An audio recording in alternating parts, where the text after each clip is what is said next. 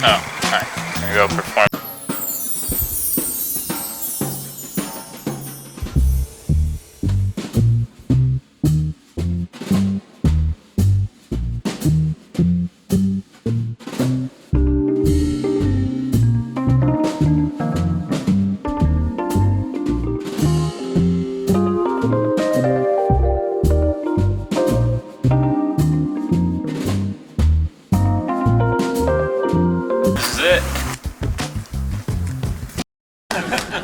Exactly how I wanted it. I'm like, I want mostly people on the sides, and I want a direct eye line into the kitchen of a Thai restaurant.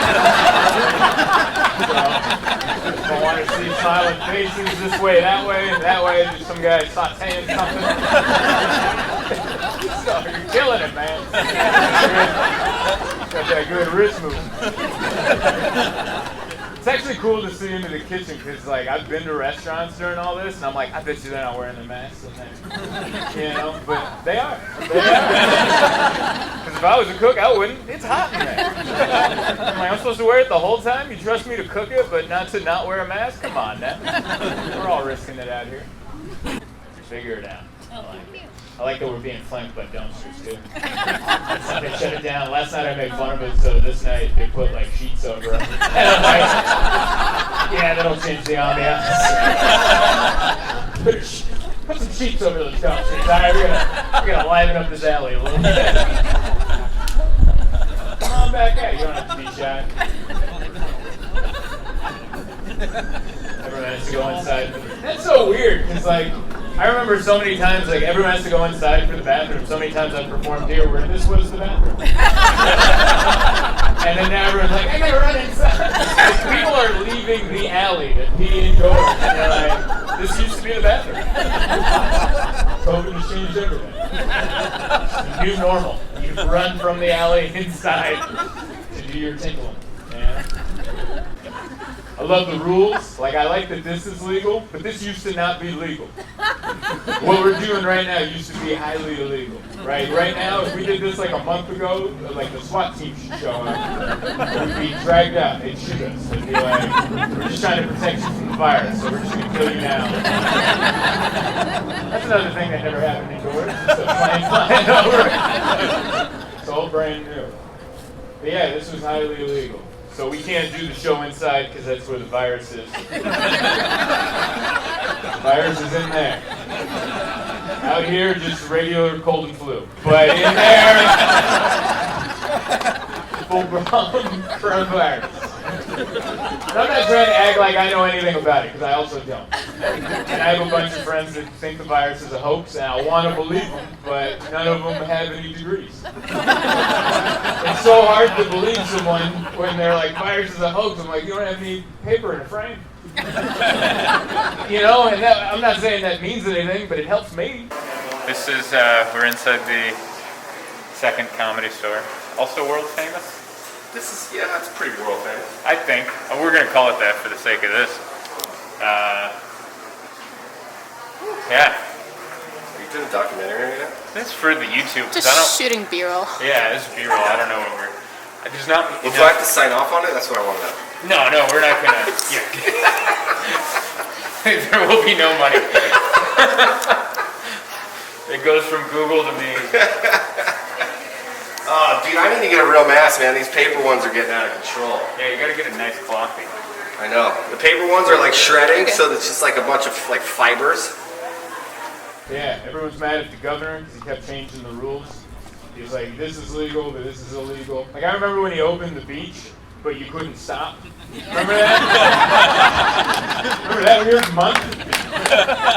And I'm one of those guys, like, when I hear news, I don't read the whole article. I just read the headline, and then I make a decision. They're like, the beach is open, and I'm like, hell yeah, let's go to the beach. So I showed up with, like, a whole towel and a whole setup, like I'm going to hang out at the beach. But then I got there, and all the lifeguards and police were like, you can't stop. You have to keep moving. So for, like, 30 minutes, I just looked like a jackass. I just looked like I was looking for the perfect spot. Like, I'm like, no, this ain't it. Further down. Get away from all these tourists, you know? A lot of people got mad at the governor because he kept changing the rules. But I'm used to that because I grew up with a single mom. If you grew up with a single mom, you know the rules change on a daily basis. Sometimes TV is not allowed, but if she's really tired from work, you can watch as much as you want. Dude, I got a flannel for Christmas, and I tried to put it on, but it's too long. What? Yeah, it's like XL, so it fits up here, not fat, but then it's too long. Josh, that was the guy on earlier. That's exactly who he is. He's a 40-year-old man. He's 40, but he's like, you know, he's 22. You heard him talk for a while. It's honestly like knowing you and then seeing you on Twitter. I get so angry, dude. And half of the stuff is like, one day I got in an argument, true story, over whether the kids should go back to school. You don't even have I kids. don't even have fucking kids. And I'm like, they should go back to school, like they're ruining like people's lives. And I'm just so angry. But then I literally was like, what am I doing? I don't even have kids. My nephews are 2, they're not even in school. What am I doing? He's 22 in here. That's exactly who he is. I remember when he turned 38, 2 years ago, we were working in Boise, Idaho together, and we were sharing a comedy condo. And his birthday was the next day, and he was on an iPad, and he was photoshopping penises into a picture of his friend's mouth. And he had all these penises sprayed out, and he was like working on the size and the exact angle that he wanted them to go in. And without joking, he looks at me and goes, "Man, I can't believe I'm turning 38 tomorrow." And I'm like, and I started laughing like you did, and he goes, "What's so funny?" And I'm like, "Never mind, man. You're doing you." He's my fun friend. He's the friend that like I get to do stuff in my 30s that I was supposed to do in my 20s. You know, that same trip in Boise, we did Molly for the first time. I had never done it before. Because I had never. Thank you. That was really depressing. Wow. I was gonna tell a story where I thought I sounded cool, and you guys were like, "Wow." All right. I'd never done Molly before, and he's like, "I had a capsule in my pocket," and I'm like, "Of course you do, because you were just photoshopping penises into your friend's face. So why wouldn't you have Molly in your pocket?" And so we split it. He like split it open, and he put the dust out on a cutting board, and I licked it, and I put it in, and then I don't know if it worked. The only way I can describe it, you know, like when you post a picture on Instagram and you mess with the filters and you put the contrast all the way up? That's what it felt like. It just felt like the contrast was all the way up. And I'm like, man. I just looked at him like, "Can you hug me? Can we do that?" And he's like, "I think it's time for you to go to bed." And then the next day we were super hungover, and I was trying to get him to eat, and he was like, "I don't want to eat." He was like a 20-year-old hungover, where I'm like, "Dude, food will help you get better." And he's like, "I don't want to eat." And so all he did was chug coffee and Monster Energy drinks. And then we went and did our show that night. And in between the first show and the second show, he got a panic attack and called an ambulance and left to a hospital. And I'm having dinner between the 2 shows, and I just get a text and said, "Sorry, man, I messed up." And I'm like, "What's wrong?" He goes, "I'm in an ambulance." And that's all the information he sent. Like, this man is 20 years old. Do you understand? Like, you need to send more information. I'm fine. I thought he got assaulted by locals. I didn't know what happened to him. And then, so we had to get someone else to cover his opening set. And then afterwards, I had to, like, get to the hospital in Boise, which I don't know where that is. I had to figure that out. And I Ubered to go pick him up. And then there was a doctor, this, like, young, like, Indian doctor. And he it was so funny to look at him telling my friend, like, "Hey, no more MDMA." And he even wrote it in an official document, like, "Don't do Molly anymore." And then Josh goes, "Oh, okay." And then as soon as he leaves, he goes, "I think it was the energy drinks." I don't think Molly would do that to me. That's the energy drinks. Oh, I want to tell the Molly story. Oh, it's so funny. And I want to tell the Willie O'Ree story. The bobbleheads. Oh, that story's fucking classic. Yeah, I forget how it goes. Like, the only time I really told it was the next time I did Red's video. Yeah, and it killed. Yeah. Because the story was so funny, and it was because it was you and me. Yeah, they know you. And, well, the bottom line is you got these bobbleheads, and then I carried them and checked them at the strip club. Yep, we both did. And we went on Willie O'Ree Appreciation Night because they had Willie O'Ree bobbleheads. If you don't know who Willie O'Ree is, he is the first black hockey player, like in the pros. And he played here for the Gulls back in like the 70s. So they were doing a big appreciation night, and I'm like, I want these damn bobbleheads. So we went, and then Josh was like, dude, you can have my bobblehead. I'm like, hell yeah. And I got 2 Willie O'Ree bobbleheads. And it was $2 Bud Light night, and we took advantage of that. So we had all the bobbleheads, and we had all the Bud Lights. And then afterwards, he's like, oh, let's go to Pacers. Let's go to the strip club. There's enough Bud Lights in me that I will go to a strip club. 'Cause I'm not really a strip club guy. Like, it's not really for me. I just giggle. I giggle too much, and that's not the place to giggle, you know? Some like half-naked woman comes up and goes, how you doing, sweetheart? And you go, that's not the place for you, okay? I'm not a strip club guy, but you get enough $2 Bud Lights in me, I will go to Pacers with you after a Gulls game. And so we went and we showed up with our bobbleheads, and the bouncer was like, you need to check those. Like, you can't just bring in bobbleheads, which I've never heard that rule before. Like, did you think we were going to try to tip with these? Like, is that, like I was going to just slide in a bobblehead? You're like, that's for you, young lady. Keep up the good work. You're doing wonderful. So we had to check them, like we were checking a coat.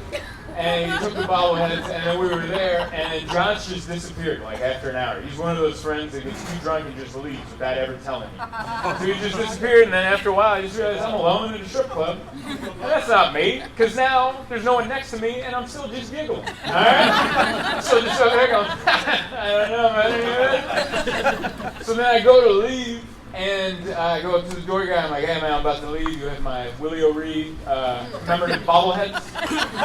And he goes, we no longer, I don't have any bobbleheads. They're not here. And I lose it. I am the nicest person in the world until you take away the only reason I left my house that night, which was to get these damn bobbleheads. And I started yelling at this bouncer, bigger than me. I started like reading Willie O'Ree's Wikipedia page at him. I was like, this guy played for the Bruins. He played in San Diego. He's the Jackie Robinson of hockey. And then one of our friends is one of the dancers. She came over, so we're both yelling at him. There's a naked woman and me yelling at a bouncer. And I'm like, Willie O'Ree's a national treasure, and you took the bobbleheads. And then finally I give up and I go to leave. And then as soon as I get in the Uber, I get a message from Josh. And he's drunk, and he goes, I left, man, and I took the bobbleheads with me. And so I was like, thank God. Like, he has the bobbleheads. And the next morning, I text him, I'm like, thank God you have the bobbleheads. And he goes, buddy, I don't have any bobbleheads. I don't know what you're talking about. So then I had to play him his own message to him saying that you took them. And so he had to play private investigator and go through his debit charges to see where he went after the strip club. And he went to 2 bars and a pizza place. And he called each one. The first bar, he's like, hey, did I come in with bobbleheads? I'm like, yeah, but you left with them. And then the second place, yep, you left with them. And then the pizza place is like, yeah, you came in with bobbleheads and you left them. Come get them. And he shows up, and somehow throughout the night, not only did he pick up 2 bobbleheads, but he stole 2 more. So that's the kind of friend Josh is, all right? You can have a great night with him, and he will give you the 2 bobbleheads plus 2 more, but he'll make you nervous about it. I wanted to ask, by the way, who is from La Jolla? Clap it up if you live here. Couple people, all right, one person. I like it because rarely do people from La Jolla actually come here. I think they just hire people to come to their mansions. And then the rest of us, we live in the outskirts of DC here. I parked my Honda Fit pretty far away from the club. I don't want people to know. You know? I like it. Every time I perform in La Jolla, I always feel like Annie after she got adopted. This is where Daddy Warbucks is. There was one person from La Jolla. There you are. Thank you for representing. There you go. Sorry for buying all that GameStop stock. I apologize. Sorry. I read a thing on Reddit. I hate the 1%, but I also want to be in the 1%, so I bought this stock. I've never done comedy and been able to see my own breath. Are you getting a good shot at that over there? Does that look good? Big fan. So much has changed in my lifetime. I'm 33, but like, you know, now someone said told you. Were you trying to? Did you have a pool over there on my age? I won. What was your guess? Was 33. What was your guess? 87. 87. Oh, my year, my birth year. 87. Good. Yeah. They thought you meant 87 years old. That's why they went. Yes, 1987. Double wide. Yeah. Double wide. I'm the guy. All right. Is that a trailer park thing? Yes. Yeah, I grew up in the trailer park. Escondido, I was the guy who yelled double wide. All right. Are you calling back a heckle from a previous show?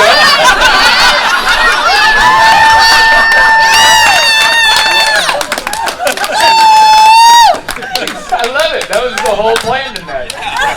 Dude, it's gonna come up. I'm gonna yell double wide. He's gonna remember. That's cool. Trailer park, baby. Sorry, La Jolla. We're talking about houses without foundations. I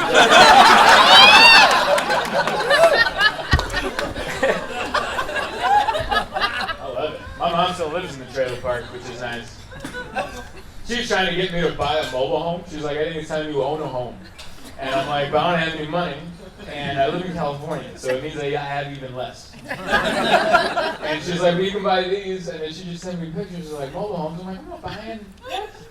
Who's buying a mobile home? Like, no. I want something with a foundation. Like, you know when you grow up in something and you're just scarred by it? Like, I want to live in something like nailed to the ground. Like something, nothing like in it, you know? I don't want a house where like the address can change if the wind blows. Like, I want something in it. And while she was trying to get me to live in a mobile home, I was living in a studio apartment. And she's like, wouldn't you rather own? And I go, no, I'm living in this apartment. And that apartment that I lived in was actually a garage. It was a refurbished garage. And she's like, don't you want a home? And I'm like, no, this is a home. And it has a foundation. That was so embarrassing. I rented that apartment thinking it was like a granny flat, you know? I lived there a whole month before I found out it was a garage. Because it had an entrance through the alley. So I would come through the alley and I'd park, and then there was some outdoor space and then my little space. And I thought it was a granny flat. And then I went on the road because I travel a lot doing comedy. And then after like a month I came by and I took the trash out and I took it to the front of my building. And I was just standing there going, why is there a garage door on my building? And then I sat back and I'm like, damn it. I live in a garage. You know how weird it is to be so proud of your place and then realize cars used to park there? Like, that hurt my heart. I was like, damn it. I remember laying down that night going, there's like a car right here. Where I'm sleeping right now. But that's all right, because I'm moving now, so it's all good. That's all right, I don't own it, so it's nothing to clap about. Paying some other guy's mortgage. Sorry, I love it. Every time you guys want to woo, I say something depressing. I'll ruin your good time with stories of my life.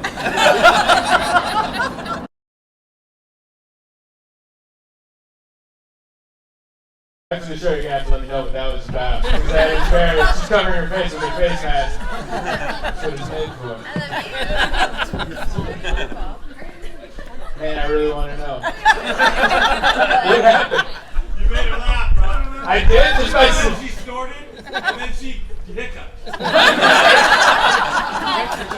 my world, that's called a hat trick. And, the laugh, snort, hiccup. And everyone throws their hats to the front. That's exactly what I wanted. You guys have been so much fun.